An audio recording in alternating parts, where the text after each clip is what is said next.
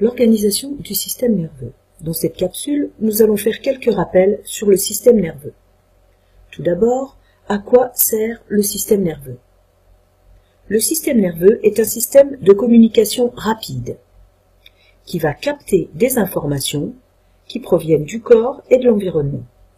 Puis, ce système traite les informations. Et enfin, il déclenche une réponse adaptée aux informations reçues. Voyons maintenant de quoi se compose le système nerveux.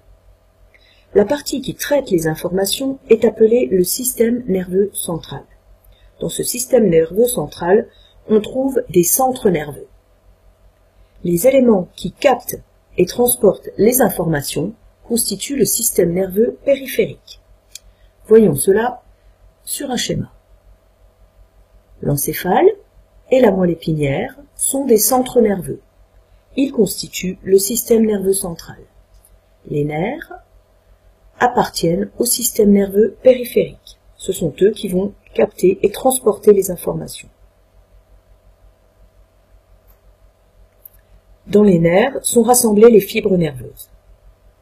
Toutes les parties du système nerveux comportent des cellules particulières appelées les neurones. Voyons maintenant quelles sont les caractéristiques des neurones. On voit ici un schéma d'un neurone qui est une cellule d'une forme très particulière et caractéristique. La partie centrale du neurone ici est appelée le corps cellulaire. C'est le corps cellulaire qui contient le noyau de la cellule. Pour capter les informations au niveau des différents récepteurs, le corps cellulaire possède ici des prolongements dans différentes directions qui sont nommés les dendrites.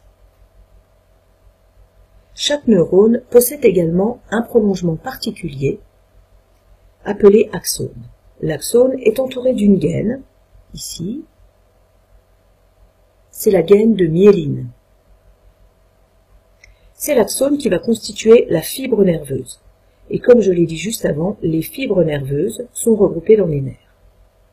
L'axone va propager le message pour le transmettre à une autre cellule. Et la terminaison de l'axone est ramifiée pour pouvoir transmettre ce message à plusieurs cellules. On dit qu'il y a une arborisation terminale, c'est-à-dire des ramifications comme dans un arbre. On peut représenter le traitement des messages sur le même schéma, avec en premier la réception du message par les dendrites, et ces messages sont centralisés vers le corps cellulaire. Puis, la propagation de ces messages le long de l'axone. Et enfin, la transmission des messages à plusieurs cellules.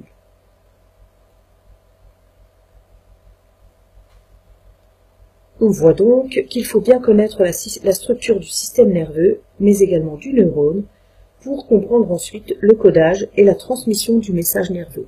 C'est ce que nous verrons dans la suite.